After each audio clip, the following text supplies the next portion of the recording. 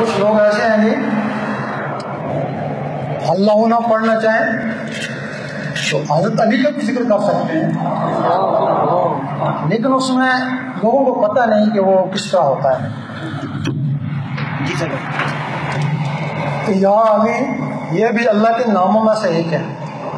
یا علی اس کے نور کا ہم نے مشاہدہ کیا ہوا ہے، لیکن جب یا اللہ پڑھیں گے یا علی پڑھیں گے، اللہ اللہ جیسا پتھروں کو رگڑتے ہیں اللہ اللہ، بیچ میں چادر دے دی وہ یا بن گیا نا، تو پھر اس میں وہ تاثیر نہیں ہے۔ یا اللہ پڑھیں گے نا تو اس میں وہ رگڑنے لگتی ہے نا، اللہ اللہ پڑھنا پڑتا ہے تب وہ رگڑ لگتی ہے نا۔ اسی طرح بھی یا اللہ پڑھیں گے نا اس میں ثواب ضرور ہے، لیکن وہ رگڑ نہیں اٹھے گی نا جب بیچ میں یا آ گیا۔ اس میں پھر علی علی علی علی دل کی دھڑکنوں کو علی علی میں لگا،